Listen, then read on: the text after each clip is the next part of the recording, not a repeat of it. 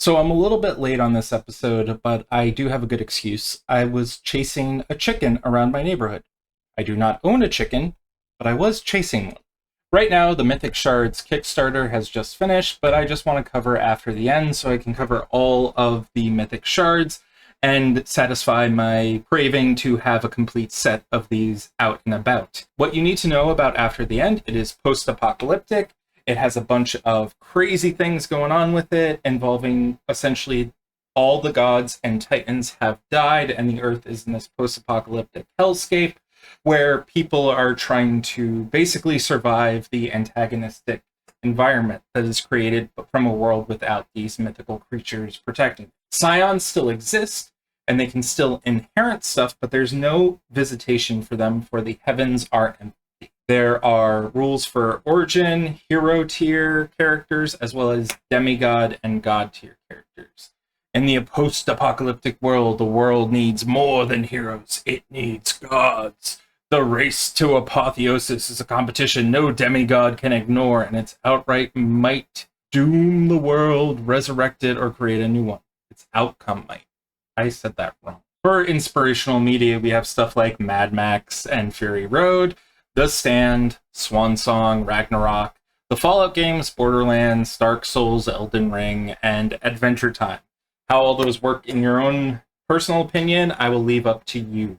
As far as a lot of the characters go that you're going to see in this setting, mostly you're going to see your stereotypical raiders, survivors that you would see in any other sort of post-apocalyptic setting, but there are a few characters I want to, or at least one particular group I want to just highlight here, which are the Coils. Essentially, they are this group of mortals who believe that the gods and titans are the reason why the world is in the post-apocalypse, and they blame it all on them and try to stop any demigod or titan spawn from reaching apotheosis, basically going around killing people and trying to make sure that they don't ever ascend into godhood. As part of this new setting, there are some additional character options that the players get. Scions have access to titanic mutations, which were introduced in Saint and Monsters, and further expanded on in Titans Rising, regardless of what Scion type they are. And then, lacking any sort of higher power, Scions receive their visitation and powers in different ways, and there are even new types of Scions known as Reflections and Mutated. Now, we do have different ways that fate has shaped the world because of this apocalyptic nature, and then we also have something called the Apotheosis Roadmap, which is the milestones that players need to get their Scion into becoming a god.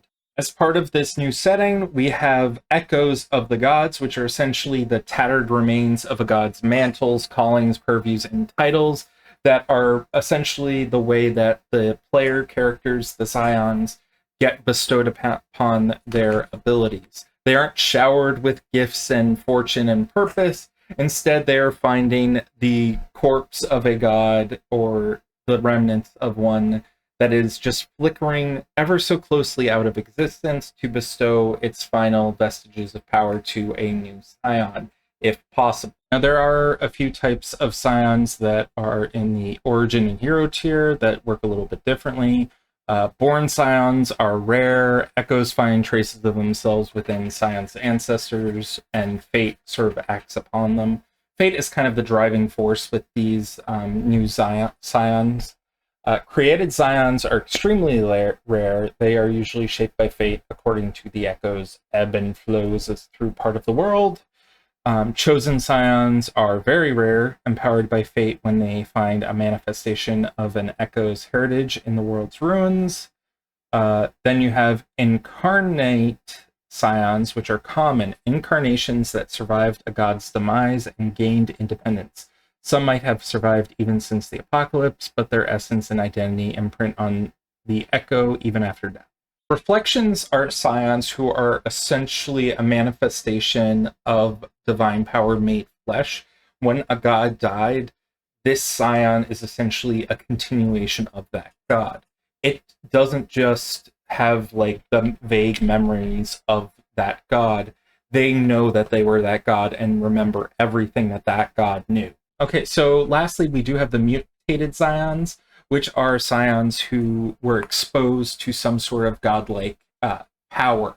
This could be anything from like a demigod trying to use their abilities and causing like some influx of energies with like one of their like critical successes or failures.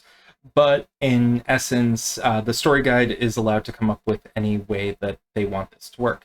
Maybe there was a god who was killed and the blood is running down a mountain somewhere eternally, and whoever touches it is either burned alive or becomes a mutated Scion.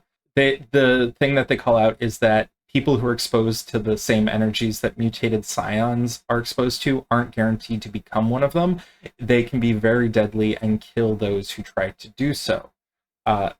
At character creation, mutant Scions do not receive any innate Pantheon-specific purviews. However, they get to choose 2 purviews as innate. There's other rules involving this, but I'm not going to go into too much detail. You also get stuff at character creation. The Pantheon path actually refers to their mutant condition and grants 2 path skills picked among athletics, close combat, integrity, and survival, plus one of the other usual ones. Their virtues are emotion and control, encompassing the extremes between impulsive pursuit of personal goals, no matter the consequences, and the feeling of having and feelings and power in the name of a greater ideal. Like Titanic Scions, mutant Scions have something called Epicenter. You get that from Saintly Monsters instead of the purviews and purviews innate powers. They can still learn them, but they have to pay XP for it. And then once per session, a mutated Scion can gain a single use of any heroic destroyer, monster, or primeval knack. If calling dots are relevant and the character doesn't have any dots in it, use blah, blah, blah. So I'm not going to go into too much detail about this because I just don't want to like ruin it all for you. Oh, and at character creation, you must take at least one calling of destroyer, monster, or primeval. I feel like I missed that one. So there have been changes to how fate works. You now have fate fallout, which means while heroes aren't mythically relevant enough to feel a difference, once a Scion's legend grows, they learn a painful alternative, gaining new fate bindings in the form of fate fallout. Each time a demigod or god would acquire a new fate binding because of the rules unique to Tier 3 and Tier 4 of being a demigod or god, they can decide not to do so. Instead, add half of the Scion's legend, rounded up, to the collateral pool. Then roll the collateral pool, no matter its rating. Do not reset it. There's also additional effects that can expose you to divine wounds if you're a god. However, we can go now into the new fate binding conditions, which is Savior and Scourge. Now, these represent basically, are you a savior of the apocalypse, or are you going to basically fall into destroying things like a Scourge might do to the environment, so like falling into the raider stereotypes. There are a bunch of different rules to this about invoking them and the possibility of applying it to different situations. I am not going to go into that in depth. However, what I am going to go into depth about is the Apotheosis in After the End. It is very similar to the Apotheosis described in Demigod or Titan Rising. There's just a few changes to the milestones. For the Descent, which is the exploration of mysteries, which is basically about going into the underworld, I believe. It says here that the underworld or underworlds are still there, devastated as everything else, perhaps even more so. And then when you are doing the theophany, where you attempt a usurpation, sharing, or surrendering, or surrender face, no actual god is there, rather it's an echo, and the echo only shows up when there is a Scion who's powerful enough to take on that mantle appears. So if you're trying to fight this echo and it kills you, that echo doesn't suddenly become a god. It disappears into the ether until another Scion is worthy of taking that mantle. Now, other than that, there are a bunch of other things here. I am not going to go into too much detail. Again, thank you for watching. I hope you have a good one, and you can find more science stuff over here, as well as check out the description down below for checking out the Mythic Shards backer kit, which is over, but maybe you can pre-order it from that link in the future at some point.